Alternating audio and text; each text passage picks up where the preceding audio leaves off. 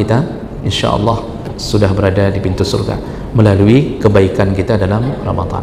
Maka jangan sia-siakan Ramadan.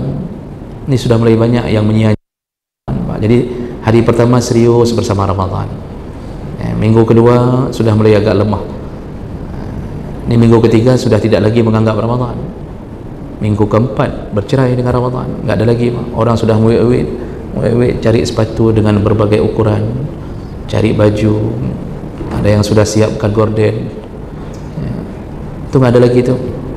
Jadi ini maksud Allah membuka pintu surga. Kesempatan masuk surga lebar sekali, besar sekali.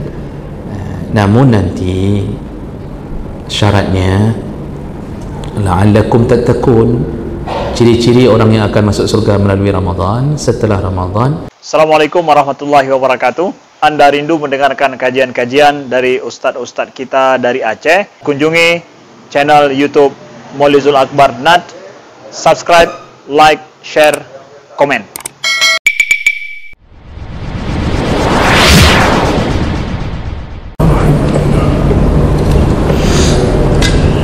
Assalamualaikum warahmatullahi wabarakatuh.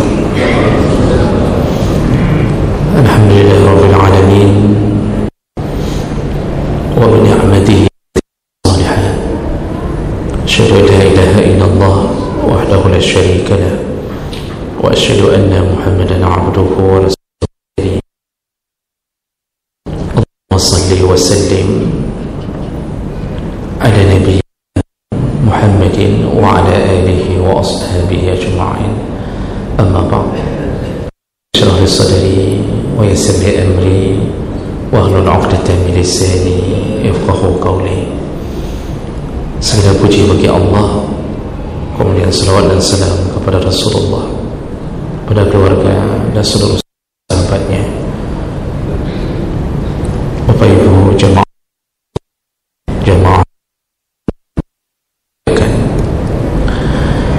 kita sambung pembahasan tentang fadilah, kemuliaan bulan Ramadan,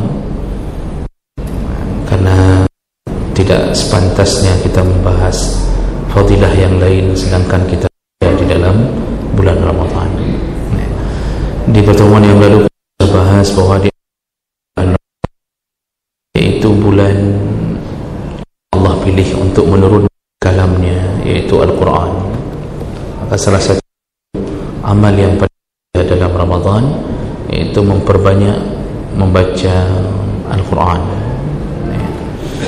Kemudian juga yang kedua yang sudah kita bahas, kemuliaan Ramadan itu adalah bulan yang diselimuti dengan kebaikan.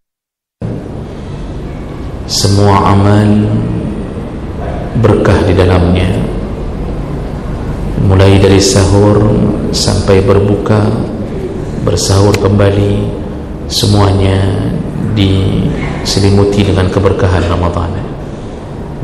Berkah itu adalah ziyadatul khair, bertambah-tambah kebaikan. Maka orang yang diberkahi bertambah-tambah kebaikannya. Baik, kita sambung fadilah berikutnya tentang Ramadan, yaitu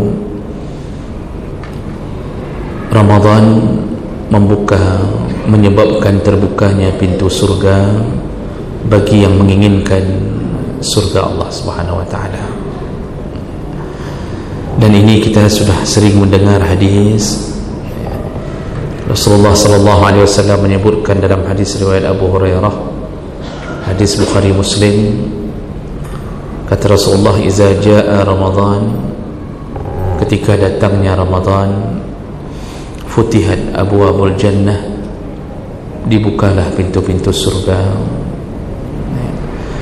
"wa ghulliqat abwabun nar," ditutuplah pintu-pintu neraka, "wa suffidat asyayatin," lalu dibelenggulah para syaitan. Ini hadis ini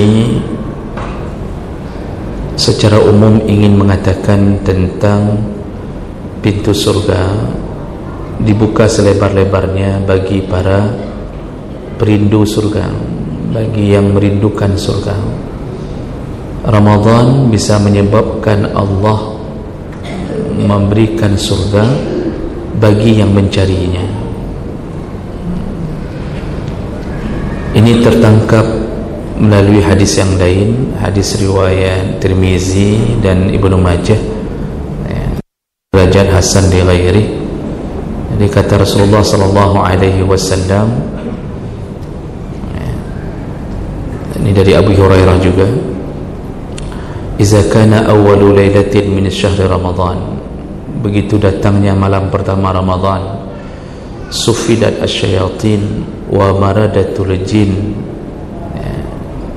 Allah merantai, membelenggu para syaitan dan pembesar-pembesar jin. Jadi mafia-mafia jin,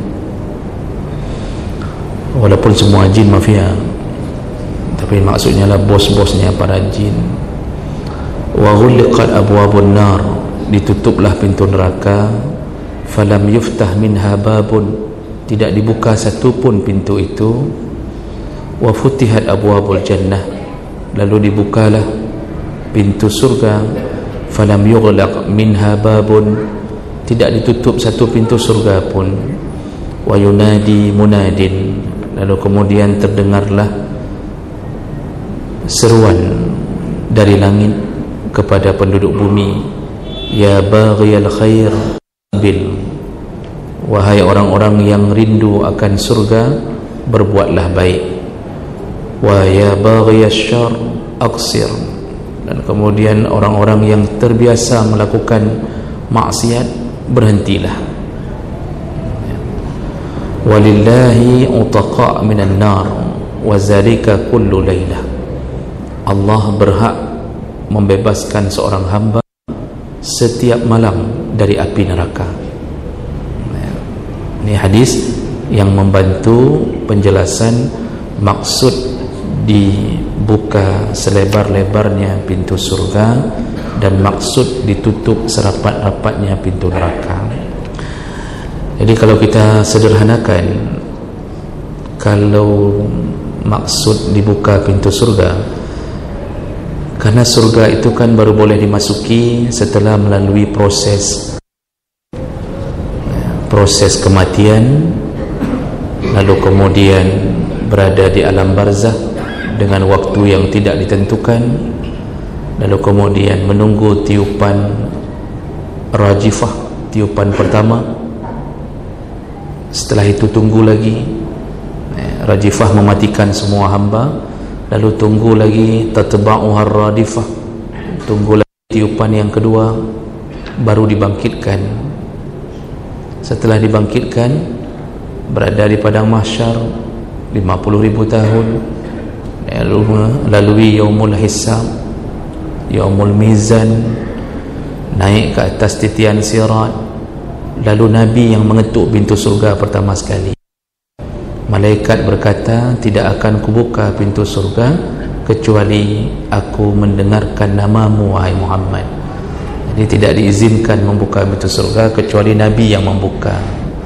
Jadi kalau begitu, proses masuk surga itu baru dibuka pintu surga. Jadi apa maksud di sini dibuka pintu surga di dalam Ramadan? Yang lebih dekat maknanya adalah Allah ingin mengumpulkan list orang-orang yang meminta untuk dibuka pintu surga untuknya nanti. Jadi amal bersungguh-sungguh di dalam Ramadan menyebabkan kita dengan izin Allah akan memasuki pintu surga melalui jembatan Ramadan. Makanya surga itu terbuka bagi yang melakukan Ramadan dengan iman dan ihtisaban. Jadi hanya orang yang mampu melewati Ramadan dengan baik, itu hanya orang yang beriman dan ihtisab. Iman itu penuh keyakinan tentang janji Allah, ihtisab berharap-harap pahala darinya. Kalau tidak ada itu, kita tidak mampu melewatinya dengan baik.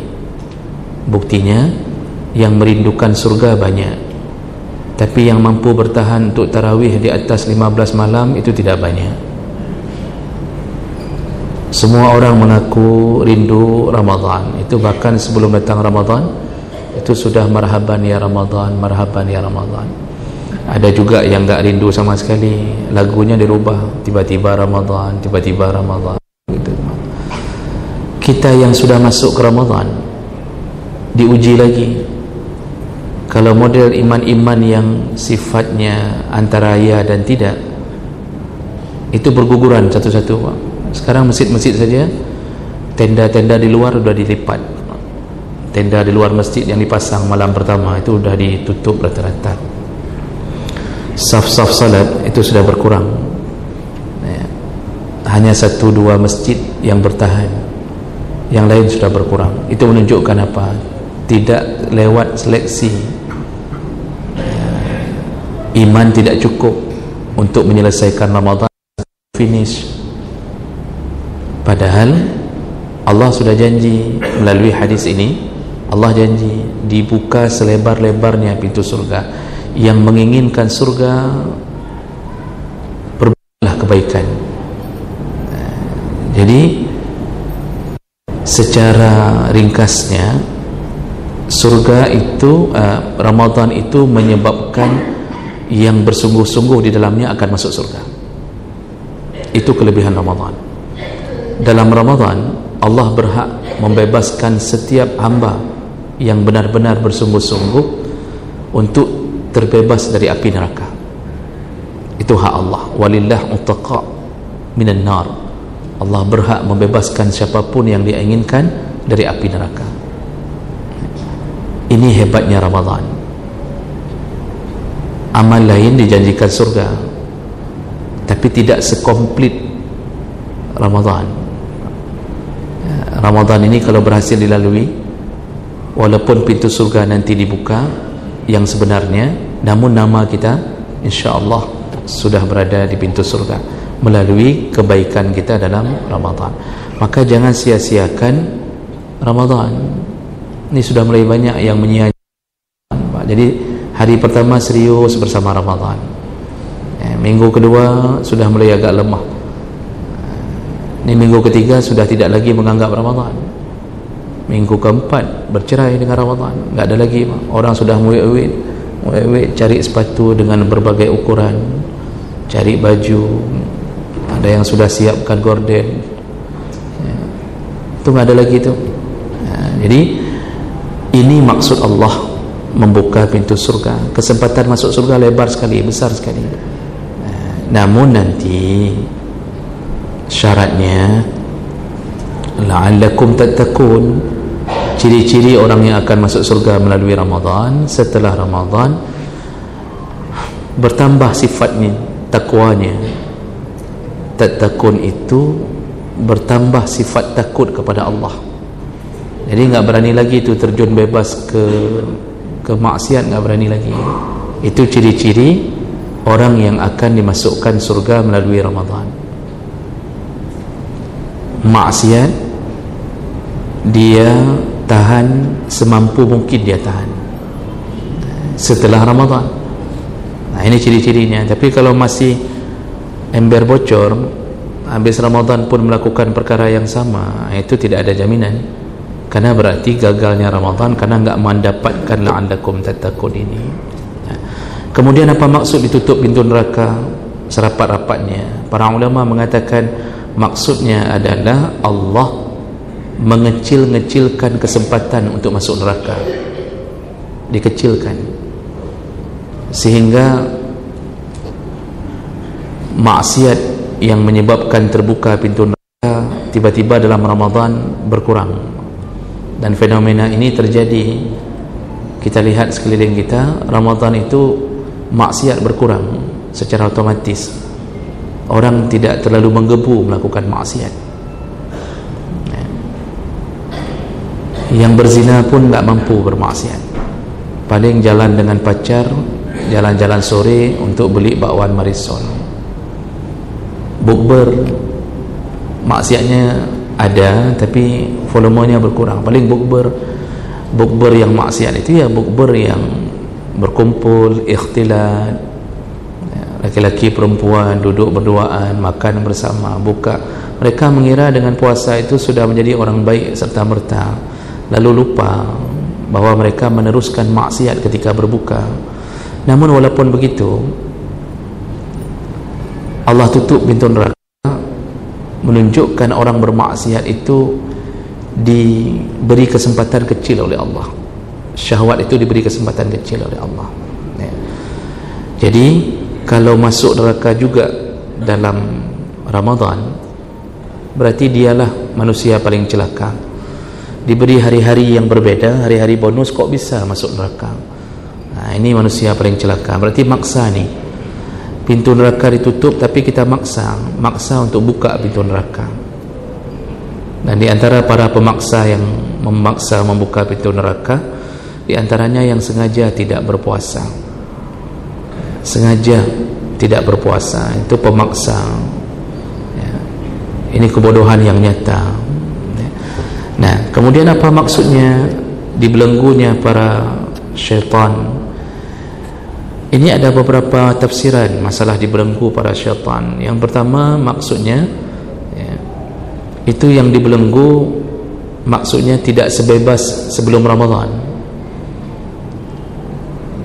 Imam Al-Baji dari ulama Al-Malikiyah dalam syarah Al-Muwatta itu menyebutkan maksud Allah mengatakan dibelenggu syaitan yaitu hanya yang terikat, yaitu bagian tangan dan leher, ya.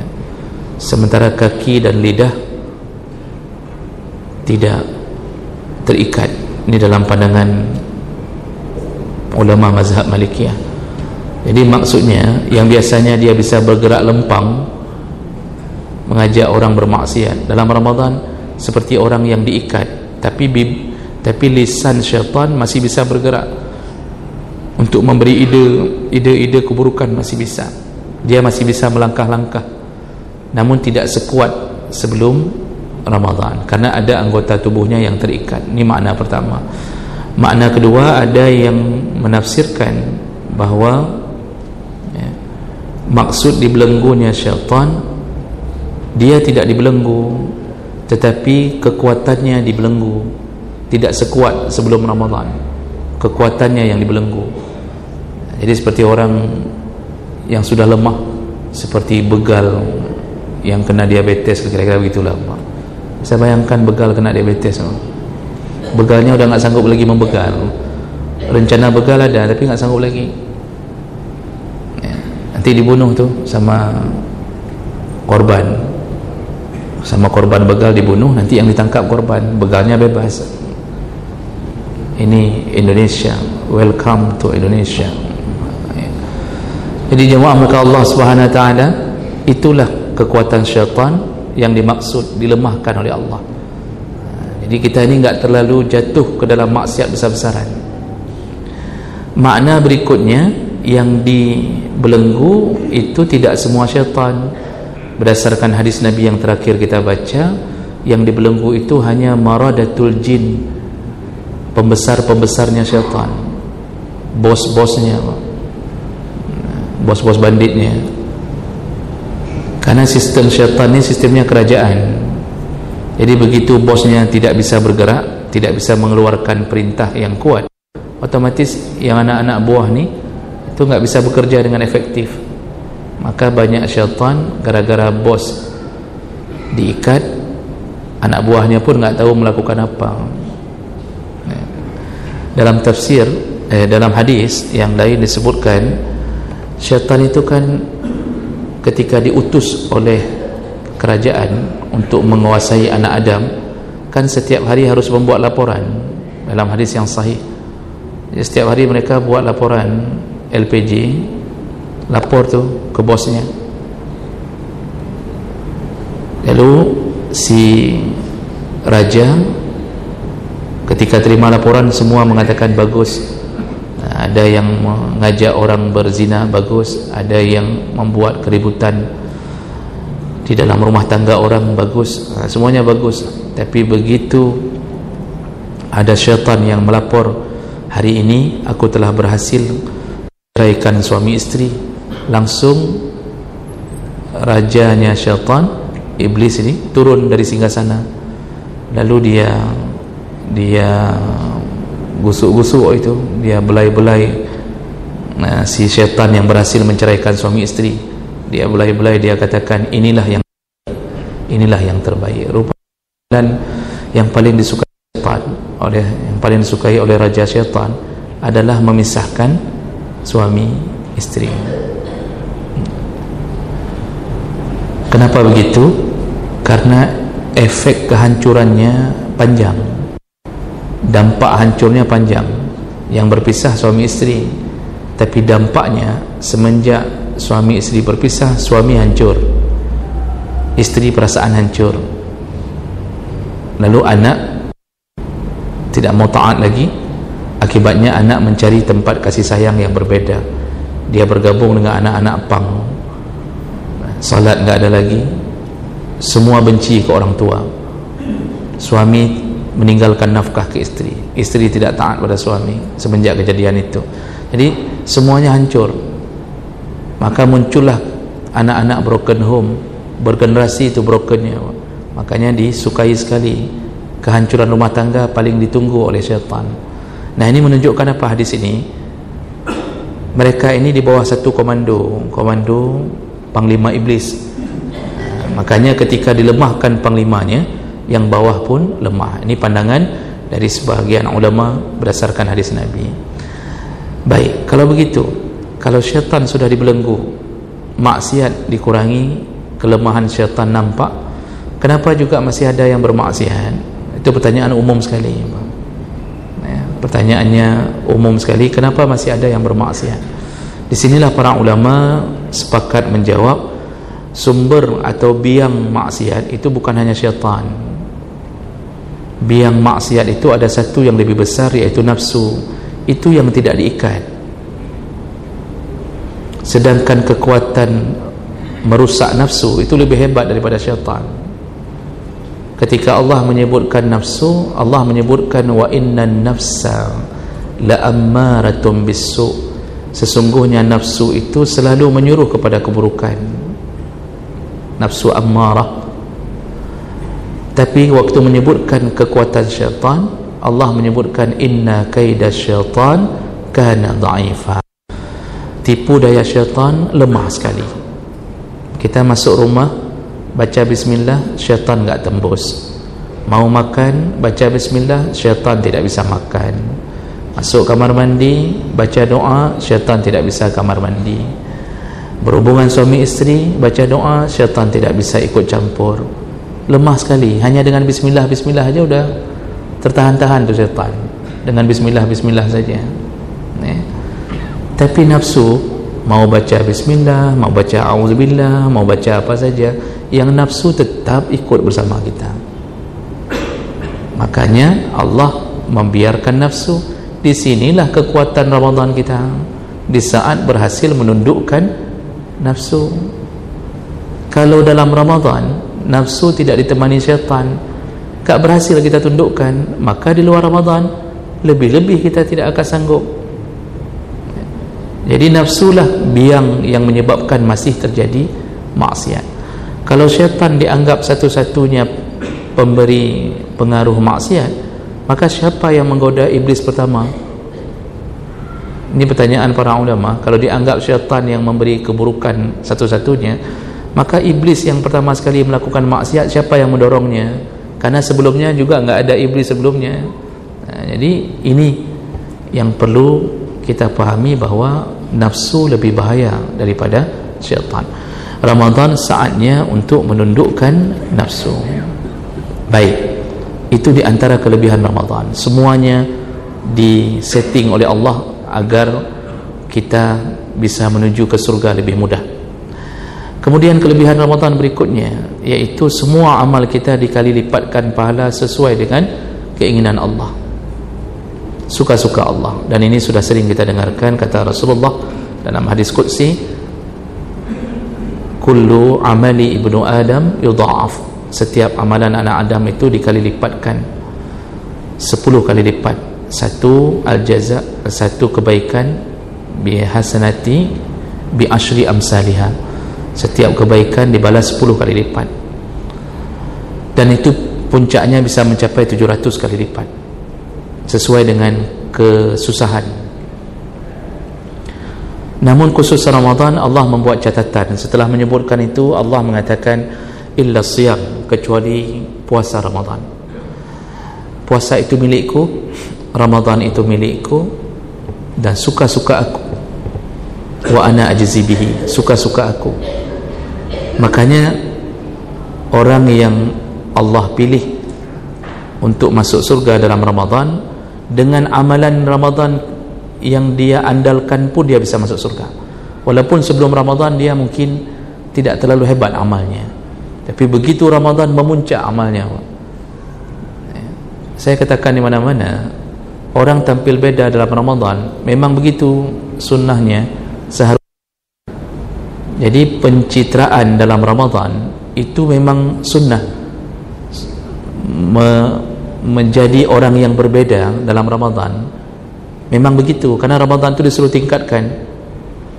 Jadi kalau ada orang mengejek, menyindir, menyindir dengan mengatakan udah mulai nampak Ramadan misal dia bilang begitu, atau ketika kita baca Quran dia mengatakan kamu mulai baca Quran Ramadan, sindiran-sindiran itu tidak berlaku dalam Ramadan, karena memang begitu suruhannya untuk mencitrakan. Jadi nggak perlu nunggu 2024 untuk pencitraan. Dalam Ramadan ini memang harus mencitrakan. Oh, dibilang ria, nggak ada ria dalam Ramadan, karena semuanya puasa, semuanya baca Quran, semua sedekah.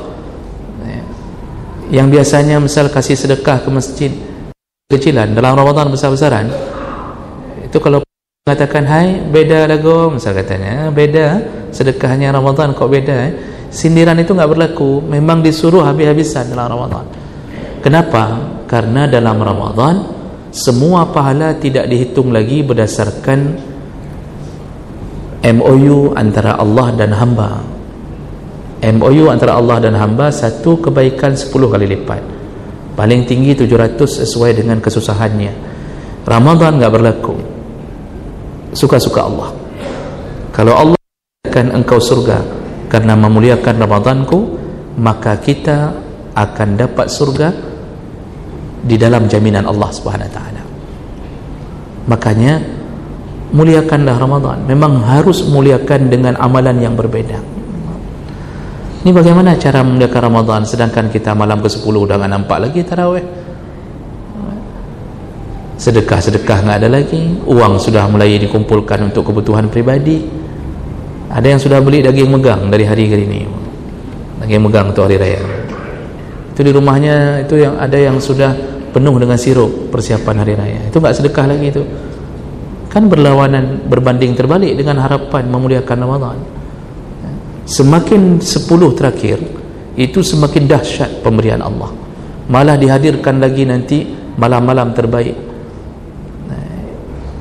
Makanya hanya orang yang faham, berilmu, beriman yang memanfaatkan Ramadan ini. Yang lain sudah mesti per tu, sudah mesti per di jalan tu, udah nggak tahu diri lagi.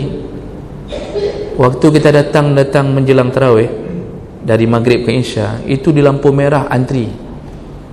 Kita pikir semua ke masjid, rupanya tidak semuanya ke masjid, seperempatnya ke masjid. Yang lain tak kemana-mana, itu duduk bersama di mana-mana apa. Itu ada yang bukber dari maghrib nggak pulang-pulang sampai orang pulang tarawih, nggak pulang-pulang. Yang di rumah duduk kembali melanjutkan sinetronnya. Yang Quran sudah berhenti, nggak ada rencana mukhatamkan. Bagaimana Allah mau jamin surga di saat kita sendiri tidak memuliakan sesuatu yang Allah muliakan? Sekali lagi, hanya orang yang teguh imannya yang akan melanjutkan perjuangan bersama Ramadan. Hanya mereka yang sanggup. Mereka tidak akan berhenti dari rumah-rumah Allah.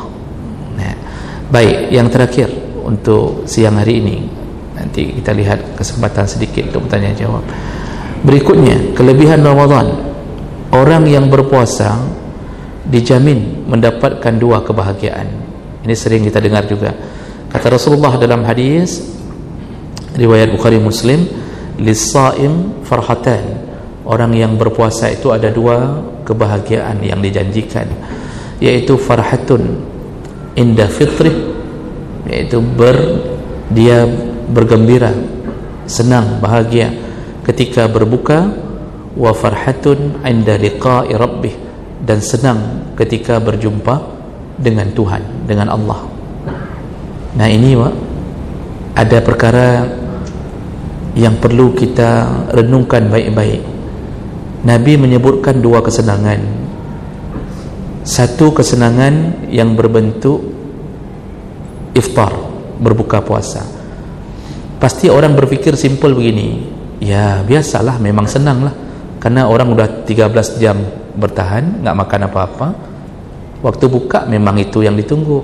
Itu kan terlalu sederhana. Kalau senang itu yang dapat untuk orang Ramadan, coba fikirkan Bapak Ibu, kalau itu yang kita maksudkan, senang karena udah lama lapar, tiba-tiba berbuka, di luar Ramadan pun kayak gitu juga orang senang, kan? Misalnya kita pergi dari sini ke Banda Aceh, pagi makan, duhur udah lapar, pas sampai di sana turun, masuk ke warung makan, senang kan? Senang. Berarti apa bedanya senang dengan senangnya orang yang berbuka puasa? Nggak ada beda kan? Sama-sama senang karena menahan lapar. Nah, ini terlalu simple kalau Allah memberikan itu, terlalu rendah kalau Allah memberikan itu untuk orang yang senang gara-gara berbuka. Coba fikirkan lebih dalam. Saya mengutip perkataan beberapa ahlul ilmi. Ternyata maksud Nabi senang ketika berbuka itu bukan hanya sesimpel itu. Dia menahan diri tidak makan dan minum karena Allah. Lalu ketika Allah memberi kesempatan untuk kembali makan dan minum, muncul kesenangannya di waktu maghrib. Dan itu tidak berhenti di situ kesenangannya. Dia akan melanjutkan kesenangan itu di surga. Makanya surga itu ada dua tipe kesenangan. Kita itu masuk surga ada dua tipe kesenangan. Tipe pertama yaitu kita melanjutkan kesenangan yang tertahan di dunia. Jadi senang di surga itu yang pertama sambung. Bagaimana sambungan dari dunia? Yang kita tahan di dunia sebentar, makan minum kita tahan sebentar, syahwat kita tahan sebentar, nanti semua yang kita tahan itu disediakan kembali di surga. Jadi nggak dihilangkan nih. Buktinya semua makanan dunia Allah sediakan kembali di akhirat. Wa fakihatin mimma yatakhayyarun wa lahmi tayrin mimma yashtahun. Semua buah-buahan yang engkau inginkan muncul kembali di surga. Semua daging yang engkau makan akan muncul kembali di surga. Berarti tipe A senang di surga melanjutkan senang di dunia yang kita tahan. Itu senangnya orang yang berpuasa. Dia tahan, enggak makan, enggak minum.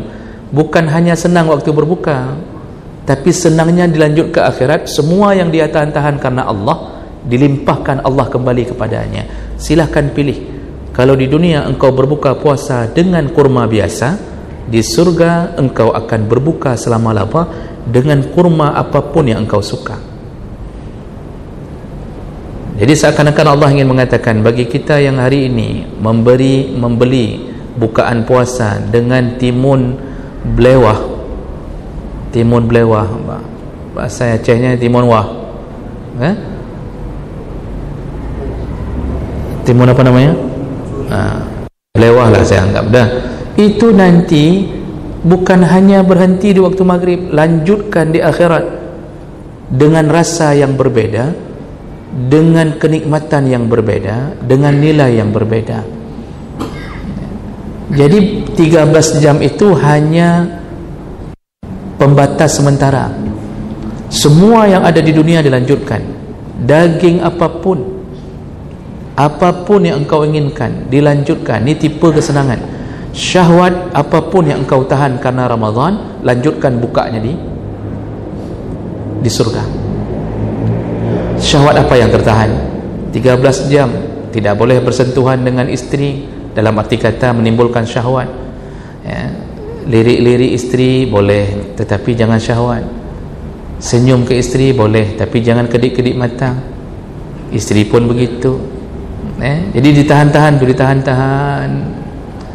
Lanjutkan di surga, silahkan mau berapa isteri. Satu rumah di surga 70 bidadari. Ketua bidadarinya ya isteri kita. Nanti jangan menyesal mengatakan ikah lom gong. Enggak apa, itu modelnya sudah jadi bidadari itu. Enggak ada lagi itu cemburu-cemburu. Syahwatmu yang engkau tahan dalam Ramadan, lampiaskan di surga. Makanan apa, lampiaskan di surga. Minuman apa, lampiaskan. Mau jus apa, habiskan. Jadi ini maksud Nabi berbuka. Senang waktu berbuka itu bukan hanya berbuka di dunia, berbukalah nanti di akhirat. Itu yang ingin saya katakan pertama, bahwa jadi jangan mikir hanya senang ketika dengar azan maghrib. Itu simple sekali itu, orang nggak puasa juga senang ketika dengar azan maghrib.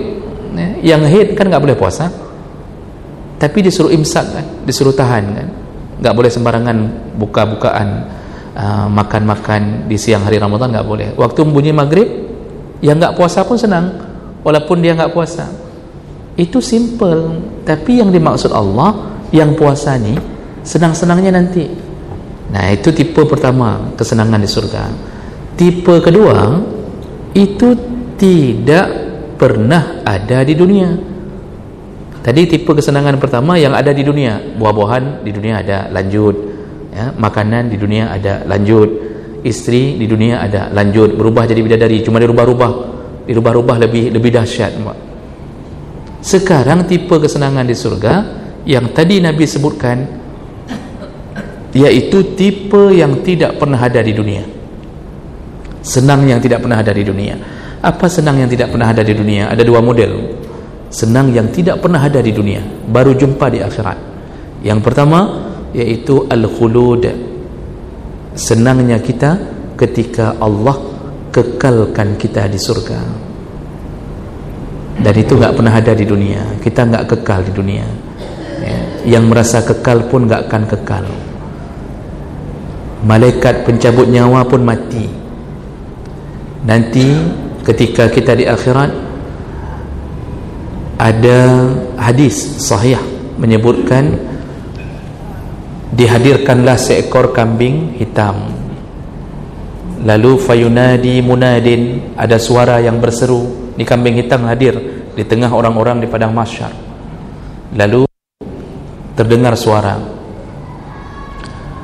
ata'lamuna hadza, wahai penduduk mahsyar, kalian tahu apa ini kambing hitam ini? Semua penduduk mahsyar mengatakan tidak tahu. Lalu suara itu berkata, inilah al-maut, inilah kematian yang dulu kalian takuti. Jadi dilambangkan kematian dengan kambing hitam. Setelah itu suara itu berkata, sekarang ku sembelih kematian. Disembelih kambing itu di hadapan semua penduduk padang mahsyar. Selesai disembelih, lalu berseru suara itu, dengan begitu mulai hari ini tidak ada lagi kematian, karena mati sudah mati, mati pun mati, jadi tidak ada lagi mati. Yang ada apa? Al-khulud, semuanya kekal. Yang dalam surga kekal, dalam neraka kekal, yang Allah kekalkan.